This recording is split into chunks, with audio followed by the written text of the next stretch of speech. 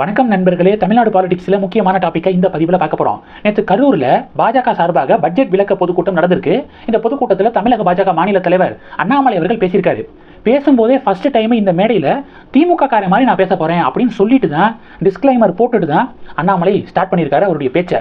பெண்கள் இருக்கீங்க, தாய்மார்கள்லாம் இருக்கீங்க, என்னை தவறாக நினைக்கக்கூடாது. ஏன்னா களம் பார்த்தீங்கன்னா அவ்வளவு ஃபயராக இருக்குது. ரொம்ப சாஃப்டாக அப்ரோச் பண்ணால் வேலைக்காகாது. திமுக காரன் எந்த பாஷையில் பேசுகிறாங்களோ அந்த பாஷையிலேயே நம்ம பதிலடி கொடுத்தா தான் கரெக்டாக இருக்கும் அப்படின்னு சொல்லிட்டு தான் அண்ணாமலை பேச ஸ்டார்ட் பண்ணியிருக்காரு. அவருடைய ஸ்பீச்சில் முதல் பாகம் பார்த்தீங்க அப்படின்னா பட்ஜெட்டை பற்றி விளக்கியிருக்காரு, எக்ஸ்பிளைன் பண்ணியிருக்காரு. இந்த பட்ஜெட்டில் என்னென்ன விஷயங்களை கொண்டு வந்திருக்கோம், தமிழ்நாட்டுக்கு என்னென்ன விஷயங்கள் செஞ்சுருக்கோம் அப்படின்னு எக்ஸ்பிளைன் பண்ணியிருக்காரு. ரெண்டாவது பாகம் பார்த்தீங்கன்னா பட்ஜெட்டை யாரெல்லாம் கிரிட்டிசைஸ் பண்ணுறாங்களோ, மத்திய அரசாங்கம் நிதி கொடுக்கல, இந்திய திணிக்க பார்க்குறாங்க அப்படின்னு யாரெல்லாம் சொல்கிறாங்களோ அவங்களுக்கு கவுண்டர் கொடுத்துருக்காரு ரொம்ப ஆவேசமாக. அதில் உதயநிதி ஸ்டாலின் அவர்கள் குறித்து அண்ணாமலை பேசினது தான் இன்னைக்கு டாக் ஆஃப் த டவுனாக மாறி இருக்கு. உதயநிதி ஸ்டாலின் அவர்கள் இப்போ சொல்கிறாரு, முன்னாடியாவது கோ பேக் மோடி அப்படின்னு சொன்னோம், இனி பார்த்தீங்க அப்படின்னா மோடி வராருன்னா கெட் அவுட் மோடின்னு சொல்லுவோம். அதாவது முன்னாடி திரும்பி போங்க அப்படின்னு சொன்னோம், இனி வெளியே போடான்னு சொல்லுவோம் அப்படிங்கிறது தான் அவருடைய அர்த்தம். அவர் சொன்னதுக்கான அர்த்தம் அதுதான். நீங்கள் ஒருமையில் பேசியிருக்காரு அண்ணாமலை. நீ சரியான ஆளாக இருந்தால் சொல்லி பாருடா பார்ப்போம் அப்படின்னு சொல்லிட்டு அண்ணாமலை அவர்கள் உதயநிதி ஸ்டாலின் அவர்களை கடுமையாக விமர்சனம் பண்ணியிருக்காரு. கெட் அவுட் மோடி அப்படின்னு முடிஞ்சா சொல்லி பாரு பார்ப்போம் அப்படின்னு சொல்லிட்டு அண்ணாமலை சேலஞ்ச் விட்டுருக்காரு. இது ஒரு பெரிய பேசு பொருளாக மாறி இருக்கு. இப்போ திமுகவினர் என்ன பண்ணியிருக்காங்க அப்படின்னா, அண்ணாமலை முடிஞ்சா கெட் அவுட் மோடி அப்படின்னு உதயநிதி சொல்லி பாரு பார்ப்போம் அப்படின்னு சொன்னார்ல, அப்படி சொன்னால் நான் உங்கள் வீட்டு வாசலில் பால்டாயில் பாபு அப்படின்னு சொல்லிட்டு போஸ்டர் ஒட்டுவேன் அப்படின்னு அண்ணாமலை விமர்சனம் பண்ணியிருக்காரு. இப்போ திமுகவினர் என்ன ரியாக்ட் பண்ணியிருக்காங்கன்னா, சோசியல் மீடியாவில் கெட் அவுட் மோடி அப்படிங்கிற ஹேஷ்டேக்கை ட்ரெண்ட் பண்ண தொடங்கியிருக்காங்க. இப்போ இது பெரிய ஒரு பேசு பொருளாக மாறி இருக்கு. பாஜக சொல்கிறாங்க சோசியல் மீடியாவில் ஹேஷ்டேக் ட்ரெண்ட் பண்ணுறது அப்படிங்கிறதெல்லாம் பெரிய விஷயம் இல்லை. அண்ணாமலையுடைய சேலஞ்ச் என்ன?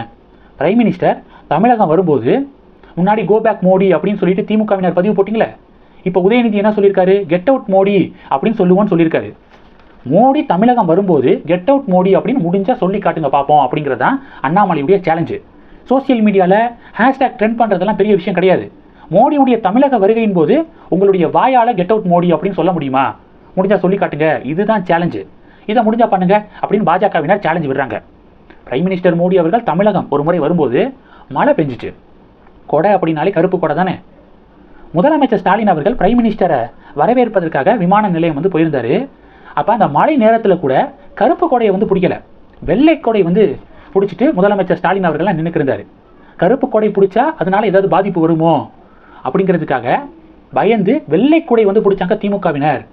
இன்னைக்கு இவங்க பார்த்தீங்க அப்படின்னா ரொம்ப ஆவேசமாக வீரவசனம்லாம் பேசுகிறாங்க அப்படின்னு பாஜக கவுண்டர் கொடுக்குறாங்க. கரூரில் அண்ணாமலை பேசின பேச்சுக்கு திமுகவினர் கொந்தளிக்க ஆரம்பிச்சிருக்காங்க. அது எப்படி அண்ணாமலை அவர்கள் துணை முதலமைச்சரை ஒருமையில் பேசலாம் அப்படின்னு சொல்லிட்டு திமுகவினர் கொந்தளிக்கிறாங்க. பாஜக என்ன ரியாக்ட் கொடுக்குறாங்கன்னா, மேடை நாகரிகத்தை பற்றி திமுக எங்களுக்கு பாடம் எடுக்க வேண்டாம். சிவாஜி கிருஷ்ணமூர்த்தி அவரெல்லாம் என்ன பேச்சு பேசுகிறாரு, எவ்வளவு அநாகரிகமாக பேசுகிறாரு அப்படிங்கிறத தினமும் பார்த்துக்கிருக்கோம். அவர் மேலே என்ன ஆக்ஷன் எடுக்கப்படுச்சு? தினமும் மேடையில் அநாகரிகமாக பெண்களை இழிவாக பேசிக்கிருக்காரு திமுகவுடைய பேச்சாளர் சிவாஜி கிருஷ்ணமூர்த்தி. உதயநிதி ஸ்டாலின் அவர்கள் உன் அப்பா வீட்டு காசா அப்படின்னு சொல்லிட்டு ஒருமையில் பேசியிருக்காரு. அப்போது அதுக்கு அவங்களுடைய பாஷையில் பதில் கொடுத்தா தான் சரியாக இருக்கும்.